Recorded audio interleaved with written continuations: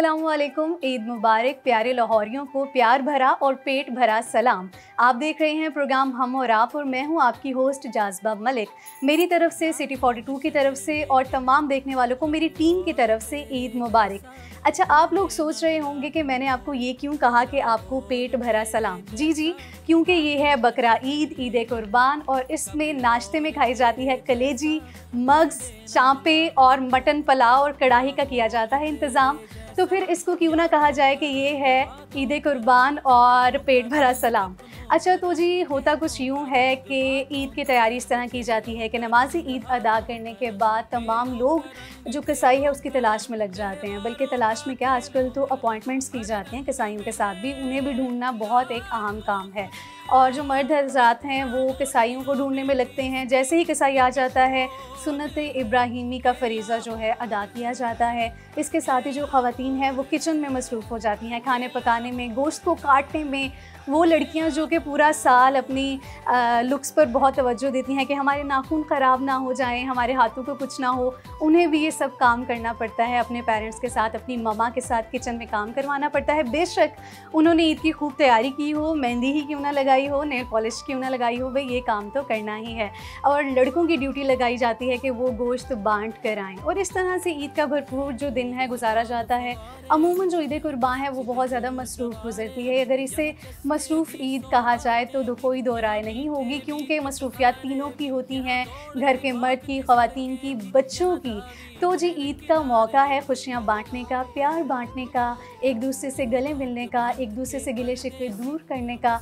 और इसी ईद को रंगीन बनाने के लिए, आपकी ईद को दुबाला करने के लिए, खुशियों में आपका साथ देने के लिए हम लोगों ने आपके लिए एक एंटरटेनमेंट शो का जो है एहतमाम किया है, जिसमें आपको मिलवाने वाले हैं बहुत ही खूबसूरत टैलेंटेड लोगों से। हाँ, मैंने टैलेंटेड इसलिए कहा कि जो पर्सनालिटीज़ हैं ये बहुत टैलेंटेड है। कुछ मॉडल्स हैं, कुछ सिंगर्स हैं, और इनका नया सॉन्ग जो है कबूतरबाज आया है और यूट्यूब पे, टिकटॉक पे बहुत ज़्यादा वायरल रहा है। तो आप लोग बहुत ज़्यादा एंजॉय करने वाले हैं, क्योंकि पूरा एक एंटरटेनमेंट पैकेज है जिसमें आप गाने सुनेंगे, उनकी ईद कैसी गुजरती है आप लोगों को ये सुनने का मौका मिलेगा, लड़कियों ने ईद की कैसी तैयारी की है ये सब होगा।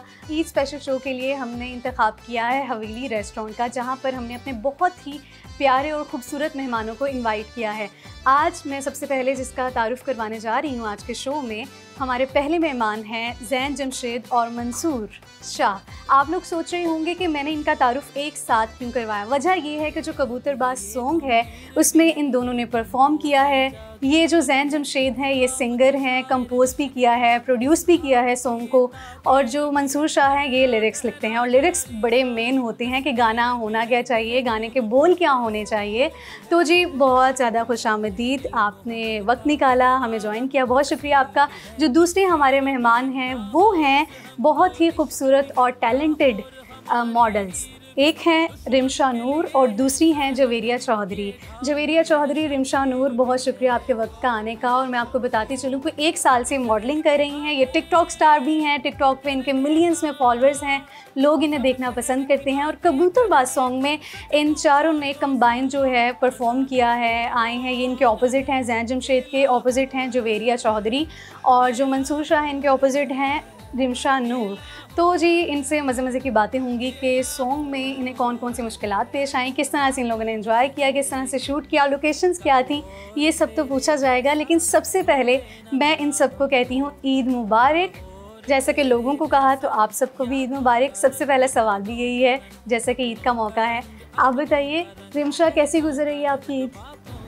बहुत मज़े की गुजर रही है फैमिली के साथ, और कुछ आपने हमें इधर इनवाइट किया, हमने आप लोगों को ज्वाइन किया, बहुत मज़ा आ रहा है, बहुत ही अच्छी ईद गुजर रही है। अच्छा, तो आप मुझे बताओ कि जिस तरह से लड़कियों का होता है कि हमने मेहंदी लगाई है, तैयार हैं, मामा काम नहीं करवा सकते आपके साथ, आप किचन में कोई काम करवाती हैं? एक्चुअली मेहंदी तो मुझे पसंद नहीं है और ना ही मैंने लगवाई है। हाँ, मैं देख रही थी हम तीनों के हाथ में मेहंदी नहीं है। और काम तो मम्मा ही करती हैं और बड़ी सिस्टर हैं जो करती हैं, मुझे काम नहीं करना आता और मम्मा ही करती हैं। मम्मा ने कहा नहीं है अगले घर जाओगी तो क्या होगा, इस तरह की बातें नहीं सुनने को मिली? नहीं, सुनने को मिलती तो हैं, लेकिन जो ससुराल वाले हैं वो मुझे बहुत कहते हैं कि आप कुछ सीख लो, आपने आना है इधर। ससुराल वाले मतलब आपने ये बता दिया कि आप इंगेज्ड हो, ये पता लग गया। अब बेचारे जो भी मर्द हजरात बड़े प्यार से देख रहे होंगे वो कहेंगे बस अब तो कोई मौका नहीं है। अच्छा जी, ठीक है, तो मतलब आपकी ईद जो है वो नॉर्मल गुजरती है और काम नहीं करते, एंजॉय करते हो। आप बताओ जवेरिया, आपकी ईद कैसी गुजरती है? ईद अच्छी गुजर रही है और मेरी तो बस ईद की शॉपिंग्स, मेहंदी और ज्वेलरी, इन चीज़ों में गुजर जाती है। मेहंदी कहाँ पर है? मेहंदी बस लगवाई नहीं, क्योंकि वो शूट्स वगैरह होते हैं तो उतर जाती है, और ऐसे भी पानी तो हाँ। अच्छा, कैसा लगता है गोश्त की स्मेल? और मामा जब कहती हैं कि साथ काम करवाओ, मम्मा किचन में मुझे नहीं कहती क्योंकि मैं गोश्त वगैरह नहीं वॉश करती, ना ही मुझे उसकी स्मेल पसंद है, तो मैं ओनली चिकन खाती हूँ बस। अच्छा, चिकन खाते हो, काम भी नहीं करवाते। तो ज़ैन जमशेद, आप बताइए आपकी ईद कैसी गुजर रही है? जी बहुत अच्छी गुजर रही है। जैसा कि ईद का जो दिन होता है उसका जो आगाज़ किया जाता है वो ईद की नमाज़ से किया जाता है। ईद की नमाज़ पढ़ी और फिर आपको पता है कि कुर्बानी की भी ज़िम्मेदारियाँ होती हैं, वो अदा की। उसके बाद जो आपको पता है कि जो हमारे दीन में है कि 3 हिस्सों में गोश्त तकसीम करना है, वो किया जाता है। उसके बाद सारी गोश्त तकसीम वगैरह करके तकसीम आप करते हो? नहीं, वही बिल्कुल नहीं, उसमें एक पार्ट अदा करते हैं कि यार अपने भी दोस्त होते हैं, अपने रिश्तेदार होते हैं, उन तक पहुंचाया जाता है ताकि कुर्बानी की जो एक फ़र्ज़ है वो अदा हो सके। जी सही। अच्छा, जब माएँ कहती हैं ना कि अच्छा उसके घर गोश्त दे के आना, लड़के ये ज़रूर सोचते हैं कि उस घर में कोई प्यारी लड़की है कि नहीं है, कोई देखने को मिलेगी वहाँ पर जब गोश्त बांटने जाएंगे। आपने कभी ऐसा सोचा, या जवानी में मतलब जब बड़े हो रहे थे बच्चों में इस तरह का होता है ये चीज़? मैं अभी भी जवान हूँ। आप अभी भी हैं लाइक? आपको किसने कहा? मैंने मेरा मतलब था जैसे आप मैट्रिक में, अभी मैट्रिक में तो नहीं होगे ना, मतलब इंटर भी नहीं, अभी तो आप मतलब इन सबसे गुजर रहा है ना, स्टडी टाइम तो नहीं है? नहीं, मेरा बेसिकली मैं अभी स्टडी टाइम मेरा कंप्लीट हो चुका है। हाँ, देखिए इतने भी छोटे नहीं हो जितना आपने बना लिया है। सो जो आपने लड़की वाली बात पूछी उसका मैं आपको बता दूं कि मेरा निकाह हो चुका है। अच्छा, नहीं वो ही चले, फिर बताइए निकाह से पहले ऐसे काम किए थे? नहीं, ऐसे काम नहीं किए। ज़्यादा जो ध्यान होता है वो अपनी सिंगिंग पर होता है। हाँ, फैंस बहुत ज़्यादा फॉलो करते हैं, वो आके सेल्फीज़ लेते हैं, बहुत सारी ऐसी चीज़ें होती हैं, लेकिन फिर भी हम अपने काम पे ज़्यादा फोकस करते हैं। अच्छा, बात देखिए इन्होंने कैसे मोल्ड की है कि जी काम पे फोकस होता है। बात मैंने इनसे क्या की थी, गोश्त बांटने की, और ये अपनी सिंगिंग पर चले गए हैं ना। तो जी मंसूर शाह हमारे साथ बैठे, इनसे पूछते हैं इनकी ईद कैसे गुजरी है, बताइए। जी अस्सलाम वालेकुम। वालेकुम अस्सलाम। कैसी हैं आप? मैं ठीक ठाक, आप कैसे?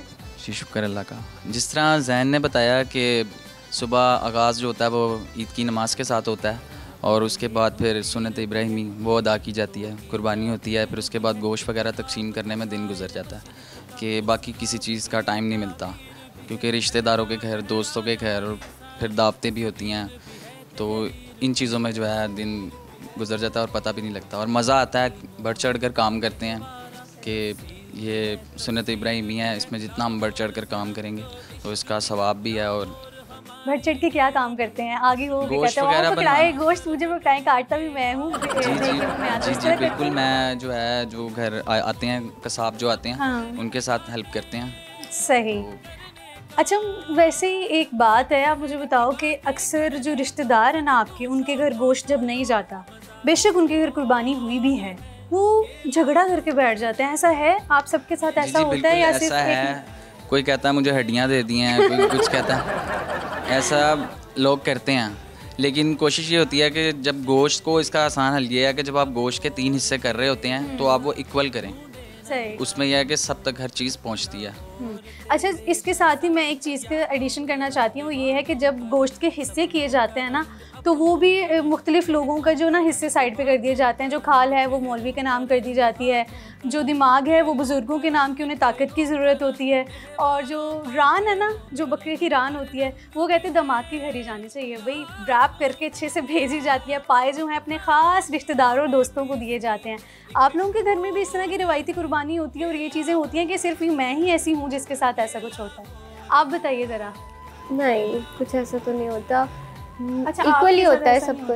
नहीं, किस चीज़ें जो हैं ख़ास लोगों के लिए रख दी जाती हैं? क्योंकि जो दामाद है उन्होंने खुद कुर्बानी की होती है, तो हमारे फैमिली में तो ये रूल है कि दामाद ज़्यादा भेजता है। ओके, आप बताओ। नहीं, नॉर्मली होता है, मतलब कुर्बानी तो हर घर में होती है, लेकिन होता है खुशी के साथ अगर कोई अपनी भेज दे तो वो तो बेस्ट होता है, कि उससे ज़्यादा होता है कि वो बोले कि मेरे दामाद के घर से या मेरी सास के घर से आया है, वो खुशी से लेते हैं। लेकिन हमारे घर में भी ऐसा होता है कि वो खुशी से भेजते हैं कि मेरा दामाद खाएगा। हाँ, या ये चीज़ होती है ना कि रिस्पेक्ट फैक्टर आ जाता है बहुत ज़्यादा। अच्छा जी, तो व्यूवर्स, ईद के जो फर्स्ट सेगमेंट है उसका इख्तिताम हुआ जाता है और इसका इख्तिताम हम इनके सॉन्ग के साथ करेंगे।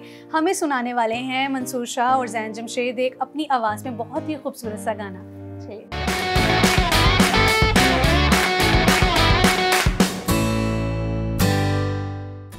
मेरे प्यारे देखने वालों, ईद की इस स्पेशल ट्रांसमिशन में मैं आप सबको खुशामदीद कहूँगी और फिर से ईद मुबारक भी कहूँगी।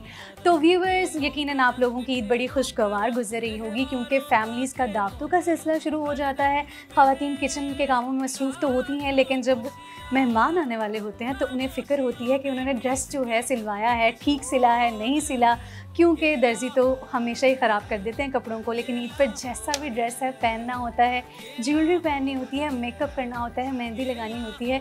तो सब जो ख़वातीन हैं वो भी अब तैयार हो चुकी होंगी, क्योंकि टाइम कुछ ऐसा है कि दावतें होती हैं, बारबेक्यू का इंतज़ाम किया जा रहा होता है। तो जी, आज हमने भी इस शो के लिए इंतज़ाम किया है, हवेली रेस्टोरेंट का ही इंतखाब किया है। रीज़न यही है कि यहाँ है पुराना लाहौर और यहाँ का जो व्यू है, एम्बियंस है, बहुत कुछ देखने को मिलता है। अमूमन यहाँ पर लोग दिन में आते हैं सर्दी के मौसम में, कि जो इसके सामने से व्यू है, बादशाही मस्जिद आपको नज़र आती है, बड़ी प्यारी प्यारी पिक्चर्स बनती हैं। तो जी ये सब तो हो गया। अब मैं आपसे इंट्रोडक्शन करवाने वाली हूँ अपनी एक नई मेहमान का, जिन्होंने हमें इस सेगमेंट में ज्वाइन किया है, जिनका नाम तो मैं आपको पहले नहीं बताऊँगी, क्योंकि उनमें जो खसूसियात है मेरे ख्याल में मुझे आपको वो पहले बतानी चाहिए। अच्छा, जो खसूसियात हैं वो ये है कि ढोल की बीट्स पर उन्हें बिल्कुल कमांड हासिल है और वो ढोल बजा लेती हैं। लड़कों को तो अक्सर आपने सुना होगा ढोल बजाते, लेकिन लड़की ऐसी पाकिस्तान की पहली लड़की जो कि ढोल बजा लेती हैं। और ये लड़कियों के लिए इंस्पिरेशन है कि ऐसा कॉन्फिडेंस लड़कियों में अमूमन कम होता है कि वो ये काम कर सकें। तो जी, it's so unique in a good sense.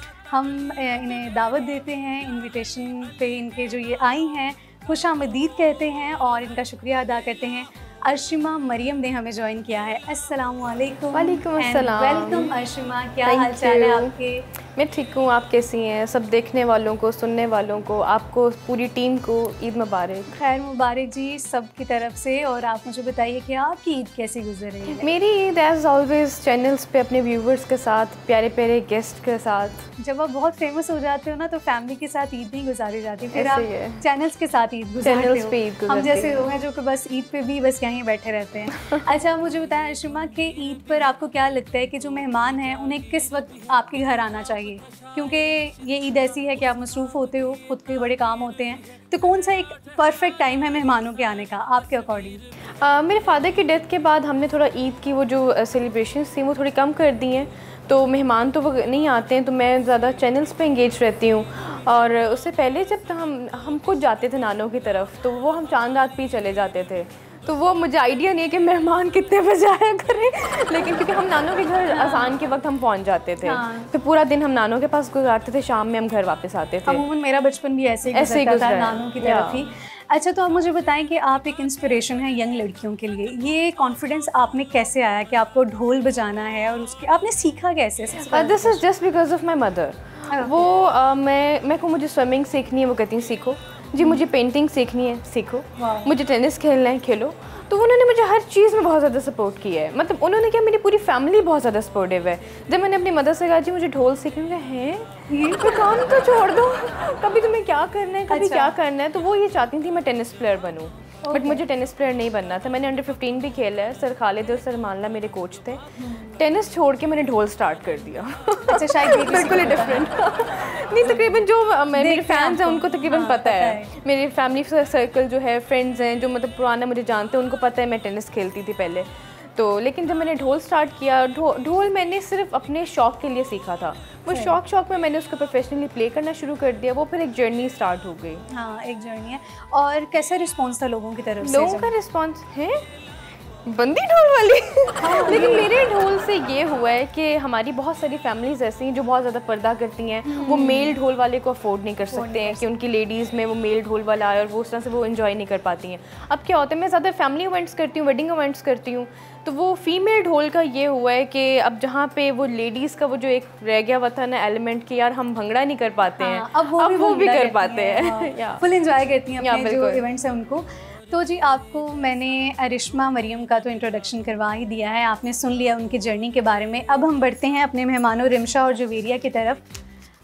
Javeria, आप मुझे बताओ कि ईद पर ऐसी कौन सी 3 चीज़ें हैं आपको लगता है अगर ये नहीं है ना तो आपकी ईद नहीं है, ईद नहीं है, इनका होना बहुत लाजमी है? खीर, ओके, बिरयानी, ठीक, और बाहर जाना। आप बताओ रिमशा, आपको क्या लगता है? सबसे पहले तो मुझे जब तक मेरा ड्रेस नहीं मिलेगा मुझे नहीं लगता कि ईद होगी। अच्छा, उसके बाद बैंगल्स वगैरह और चांद रात को वो सब तो होते ही है ना। नहीं, ये पार्ट है, नहीं होते, किसी वजह से नहीं अफोर्ड कर सकते या कुछ नहीं कर सकते, ये होना ज़रूरी है।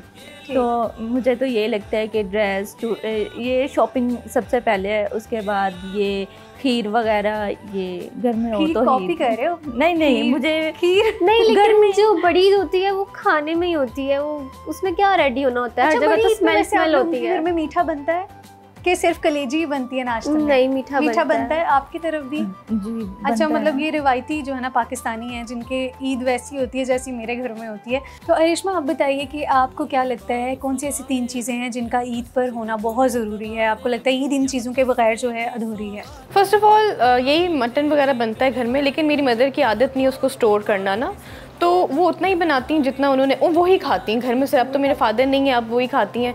हम मेरी बहनें हैं, हम चिकन वाले या वेजेस वाले हैं, तो हमारे लिए स्पेशली मामा मिक्स वेजिटेबल साथ में बिरयानी और कुनाफा बनाती हैं। तो ये मटन वगैरह से हम वैसे ही थोड़ा दूर हैं। चलें फिर, मतलब किस चीज़ का होना बहुत ज़रूरी है? कुनाफा और मिक्स वेजिटेबल और चिकन में कुछ मतलब खाने वाली चीज़ों का इंतखाब किया आपने। आपको ज्वेलरी, मेकअप, इन चीज़ों का कोई शौक है? आम रूटीन में मैंने इतना पहना हुआ होता है, मेहंदी से मैं एलर्जिक हूँ। अच्छा, चलें जी, ठीक है।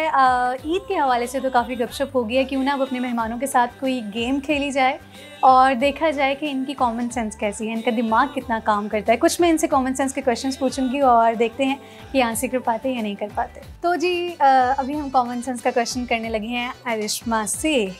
आप मुझे बताइए कि वो कौन सा काम है जो बेटा करे तो बुरा, दामाद करे तो अच्छा? धुआं। बेटा कौन सा धुआं कर सकता है? सिगरेट पिए तो वो सिगरेट से धुआं निकलेगा ना। दामाद करता है तो अच्छा लगता है धुआं? पता नहीं, मैंने तो धुआं जहन में रखा हुआ था।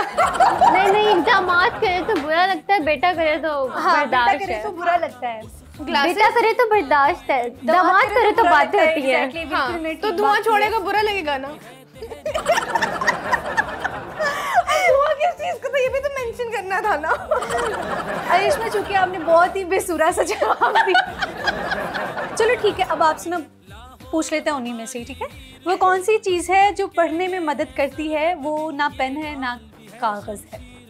ग्लासेस। अरे वाह, ज़बरदस्त, क्लैपिंग होनी चाहिए इनके लिए। अच्छा, तो आपसे पहेली पूछ लेती हूँ मैं।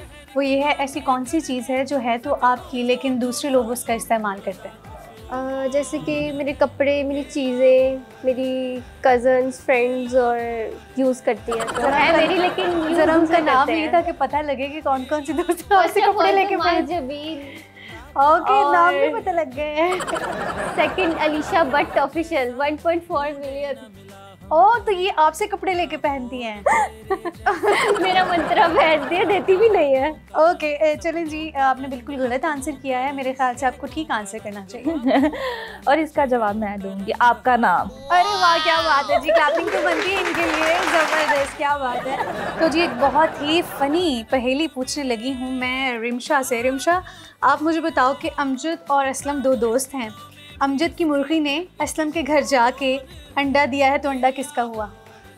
किसी को अगर जहन में आ जाए तो आंसर नहीं करना, ठीक है? मुर्गी का ही हुआ। क्या बात है, ये भी इंटेलिजेंट है, ये कह सकती है कि मैं बचपन से इंटेलिजेंट हूँ। चलिए फिर इन्हीं से एक और पहेली पूछ लेते हैं, ठीक है ना, ताकि टैग लग जाए इंटेलिजेंट होने का।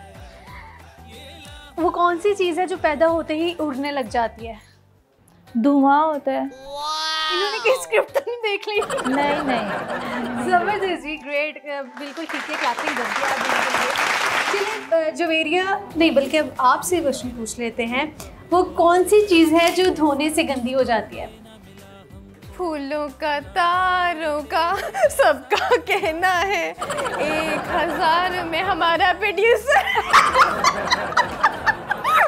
जवाब बता दो। मुझे घर में जब अपनी बहन से कोई काम होता है ना, गेट खोलना हो तो मैं उसको कहूँगी फूलों का तारों का सबका कहना है। वो कहेगी हाँ काम बोल सिस्टर कहेगी यार गेट खोल दे। तो ये बड़ा अच्छा तरीका है, वरना तो बहन भाइयों का ऑर्डर लगाए जाते हैं डायरेक्टली बड़े प्यार से। मैं जाती हूँ सिस्टर के पास में, कहूँगी फूलों का तारों का सबका कहना है 1000 में मेरी बहन है, कहेगी काम बोल कहूँगी मुझे पराठा बना दो, मुझे अंडा बना दो, मुझे गेट खोल दो, मुझे फ्राइज बना दो। आप मुझे हिंट दें ना। धोने से गंदी हो जाती है, इसका लिंक जो है धोने से है।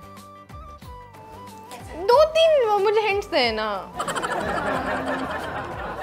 अच्छा, ये ऐसी चीज़ है ना जिसके बगैर ज़िंदगी गुजारी ही नहीं जा सकती। बाल धोने से गंदे नहीं होते।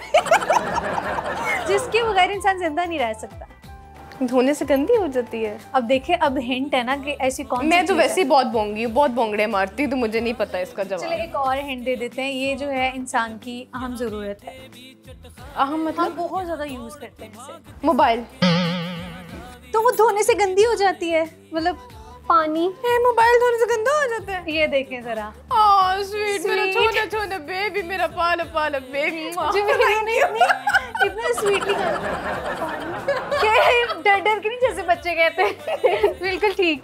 अच्छा जी, चलें अब चूंकि इनसे मजीद नहीं क्वेश्चंस किए जाएंगे, ये बिल्कुल निकम्मे लोग हैं। इन दोनों ने फिर भी आंसर्स किए हैं। आप मुझसे ढोल की बात करें, कोई बीट की बात करें, भंगड़े की बात करें, धमाल की बात करें। पूछ रही थी कि आपने सीखा कैसे?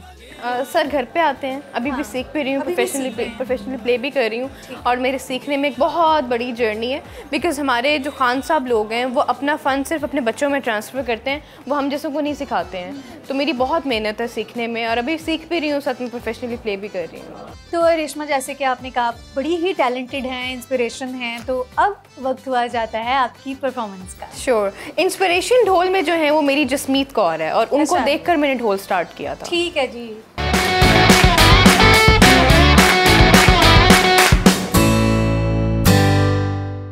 प्यारे प्यारे देखने वालों, ज़बरदस्त किस्म की परफॉर्मेंस के साथ हम ब्रेक से वापस आ चुके हैं। आपने देखा कि किस तरह से ज़ैन जमशेद ने एक्ट किया, परफॉर्म किया, गाया, और इनके साथ साथ सभी मिलके जो है कि इनके फ्रेंड जो है भंगड़ा डाल रहे थे, और हम सब भी काफ़ी खुश दिखाई दे रहे थे।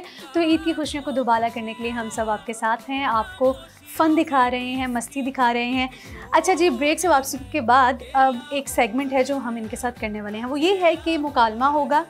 इन दोनों को एक सिचुएशन दी जाएगी और इन दोनों को एक सिचुएशन दी जाएगी, और उसके मुताबिक ये एक्ट करेंगे।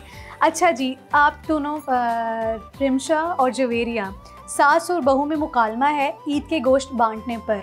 आपने बातचीत करनी है, आप में से सोच लें कि कौन सास बनेगा, कौन बहू बनेगा, और आपको क्या बातें करनी है। ये तो खैर आपको पता होगा, मज़ीद मैं नहीं बता सकती। कौन सास बनेगा, कौन बहू बनेगा? मैं बहू बन जाती हूँ। आप बहू बन जाती हैं, ओके, आप सास बनेंगी, जाहिर है। तो जी स्टार्ट करते हैं। जवेरिया बेटा, गोश्त बन गया हुआ है, आप जाएं गोश्त काट के साफ़ करें और उसे फ्रिज में रख दो। फ्री बैठी हुई हो, कोई पता नहीं है काम करना है या नहीं।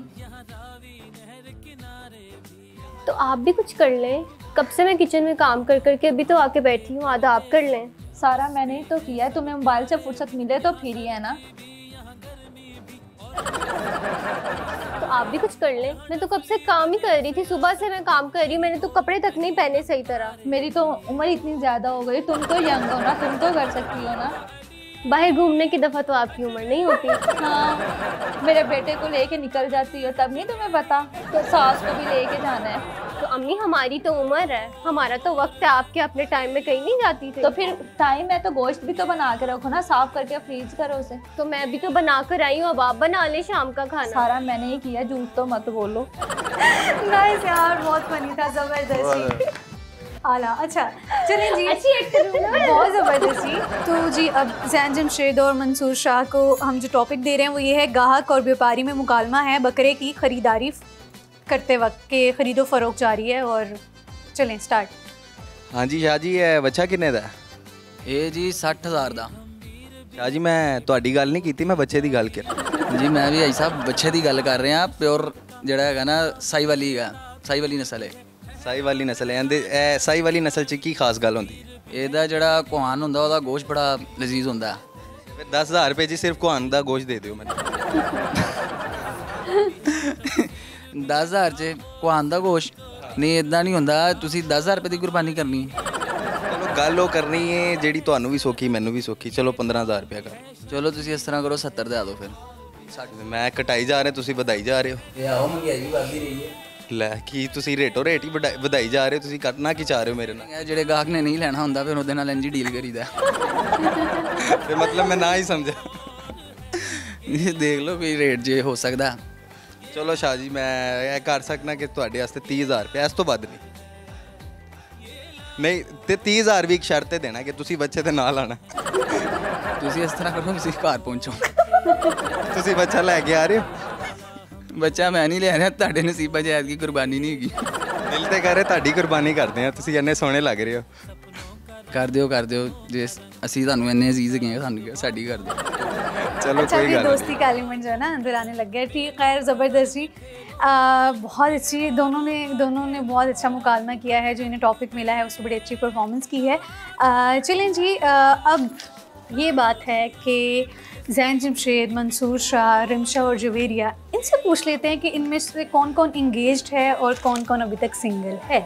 ज़ैन जमशेद, जैसे कि आपने पहले भी कहा कि आपका निकाह हो चुका है, जी। ठीक है, आप अब लड़कियों को नहीं ताड़ते। नहीं, मैं पहले भी नहीं ताड़ता था। ओके, मुझे गलत सुनाई दिया था। अच्छा तो अब बताइए कि ये कैसी फीलिंग है? बहुत अच्छी फीलिंग है। एक जब आप एक हलाल रिलेशनशिप में होते हैं तो उसका एक अलग। तो वैसे लड़कों का होता है कि वो जल्दी निकाह ना करें, शादी ना करें। जी होता है, लेकिन डिसीजन इसलिए लिया मैंने क्योंकि मैं अपनी फील्ड में बहुत ज़्यादा फोकस था, तो मुझे इधर उधर भटकना नहीं था। तो मैंने एक अपने लिए एक जो साथी चूज़ कर लिया। मैं समझता हूँ कि मेरे लिए वही बहुत है और मैं उसी के साथ सारी लाइफ गुजारना चाहता हूँ। तो इसलिए मैं भटकना नहीं चाहता था अपनी फील्ड से, इसलिए मैंने एक जगह फोकस रखा। अच्छा तो फिर कैसे आपकी मुलाकात हुई उनसे, और थोड़ी सी ज़रा बताएंगे स्टोरी आपकी? जी बेसिकली हमारी कज़न मैरिज है और कज़न मैरिज में आपको पता है कि कज़न्स वगैरह होते हैं, तो फिर जो पेरेंट्स होते हैं वो रिश्ता वगैरह होते हैं, और तो जब वो आपस में बैठते हैं तो फिर जो पेरेंट्स होते हैं वो देख लेते हैं, पसंद कर लेते हैं, रिश्ता वगैरह मांग लेते हैं। तो बेसिकली मेरी अंडरस्टैंडिंग मेरी कज़न के साथ बहुत अच्छी थी।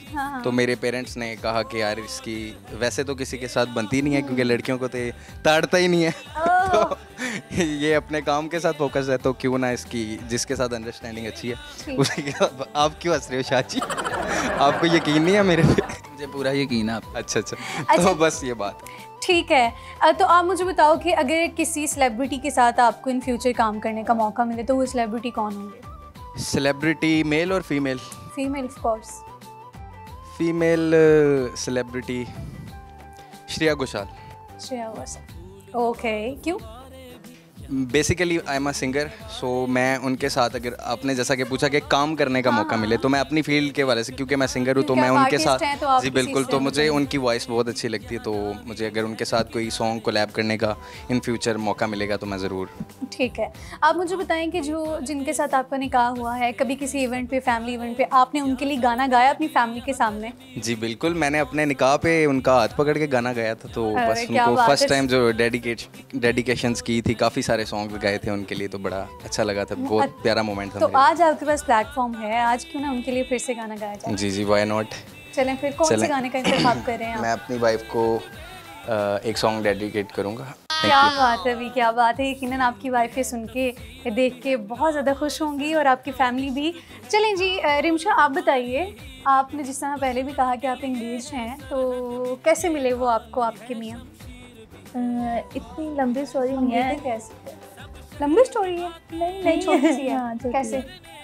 हमारे घर के बिल्कुल सामने रहते थे वो। अच्छा। तो एक दो दफ़ा गाड़ी पे आए थे तो उन्होंने मुझे देखा, तो मैंने भी उन्हें देखा, जाहिर सी बात है। तो इंस्टाग्राम उनकी गाड़ी पे था, उनकी आईडी मेंशन थी। तो अच्छा, उनकी गाड़ी पे हाँ, उनके इंस्टाग्राम की आईडी मेंशन थी। तो बात सुने, लोग ऐसे होते हैं, मतलब ऐसे, ये भी एक तरीका है। ठीक है, अब से मैंने यही करना है, मैंने अपनी गाड़ी पे ना अपने इंस्टाग्राम का जो नेम है ना वो चिपका देना, हाँ, तो जो मेरी आईडी है, ताकि जो लोग आते जाते गुजरते मुझे देखें, मुझे फॉलो करें। वहाँ से हमारी बात स्टार्ट हुई थी। उसके बाद मैंने फिर बात छोड़ दी थी अंदर से। फिर उन्होंने मुझे मीडिया, सोशल मीडिया से मुझे फिर बात करना स्टार्ट किया। वहाँ से हमारी लव स्टोरी। घर वाले माने कैसे? नहीं मानते थे। नहीं मानते थे? नहीं। फिर माने कैसे? क्योंकि कास्ट उनकी कोई और है, हमारी और है, इस वजह से नहीं वो मान रहे थे। अच्छा। फिर जाहिर सी बात है, बच्चों को देख के मानना पड़ता है आजकल। वैसे भी आजकल बहुत बुरे हालात है, जैसे कि दुआ ज़हरा देखें, तो इस वजह से पेरेंट्स भी डरते हैं। तो वो कहते हैं कि मान ही ले तो अच्छी बात है। ये तो बात में ठीक ही है, पेरेंट्स को मानना ही पड़ता है। तो जी प्रोग्राम का इख्तिताम होने वाला है, लेकिन एक मैसेज है जो कि हम इन सबको कहना चाहते हैं कि प्रोग्राम के आखिर में कोई मैसेज आप देना चाहेंगे। कोई अच्छा होना चाहिए, फिलोसॉफिकल नहीं होना चाहिए, कोई फ़नी सा होना चाहिए, ईद से रिलेटेड होना चाहिए। चलें, ज़ैन जमशेद, आप बताइए, आप देखने वालों को क्या मैसेज देना चाहेंगे? मैसेज ये देना चाहूँगा कि गोश्त बहुत ज़्यादा ना खाएं, अपने पेट खराब ना कर लें। सही है। तरीके से, हौसले से। आपने सारा भी ऐसे लोग देखे हैं अपनी फैमिली में? जी, या बहुत इर्द-गिर्द लोग जो? देखे हैं। और आपको पता है लाहौरी तो होते ही ख्वाबों के शौकीन हैं। और ईद कुर्बान पे तो वो बारबेक्यू जिस तरह किए जाते हैं, तो वो पहले खाने की टेंशन होती है, फिर बाद में वो कहते हैं हम इसको हज़म कैसे करें। इसको हज़म तो कैसे करें, ये है बस जो मसला मैसेज चलता ये है रहता कि जो अपने पेरेंट्स के साथ ईद अच्छे से गुजारें, उनको विश करें, उनके साथ ज़्यादा से ज़्यादा टाइम स्पेंड करें, और इस ईद पर गरीबों को भी याद रखें। ठीक है, बड़ा अच्छा मैसेज इन्होंने दिया है। अच्छा मंसूर, आप बताइए, आपकी तरफ से क्या मैसेज है देखने वालों के लिए? जी, मेरी तरफ से ये मैसेज है कि जो लोग ये गोश्त जो है पूरा यानी कि अपने डीप फ्रीज़र में सारा कुछ रख लेते हैं, तो ये साथ-साथ गरीबों हर का, माह के लिए फ्रीज़ कर रिश्तेदारों का ये हक़ है, और इसको जो है प्रॉपर अदा करें, उन तक पहुँचाएँ जिसका हक़ है ये। और आपको बहुत बहुत ईद मुबारक, और सबको याद रखें।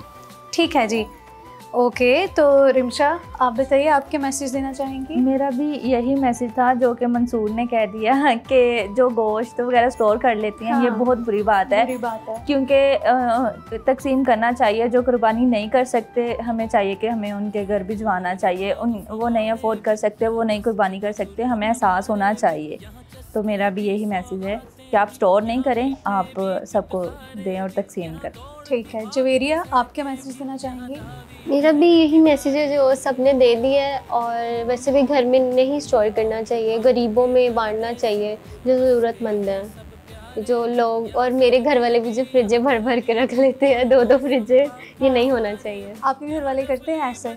कुर्बानी बहुत होती है, 2 ताया जान चाचू सब करते हैं, तो फिर वो ज़्यादा हो जाती है। ठीक है, ओके जी। तो जी व्यूअर्स, ये प्रोग्राम का इख्तिताम था और आपने मैसेजेस सुन लिए हैं जो मेरे गेस्ट की तरफ से आपको मिले हैं। और मेरी तरफ से मैसेज यही है कि जब किसी की कुर्बानी का जानवर आ जाता है तो उस पर नुक्स ना निकालें। लोगों की ये बहुत ज़्यादा आदत होती है। और दूसरी चीज़ ये कि खाएं पिए ऐश करें, ईद के दिन है, बिल्कुल ना सोचिए कि मोटे हो जाएंगे, खाना बहुत ज़्यादा खा लेंगे, ये वो। मैं तो कहती हूँ ईद का दिन है, आपको एंजॉय करना चाहिए, सजना संवरना चाहिए और फैमिली के साथ गेट टुगेदर करना चाहिए। इसी के साथ ही आपको अल्लाह हाफ़िज़ कहेंगे।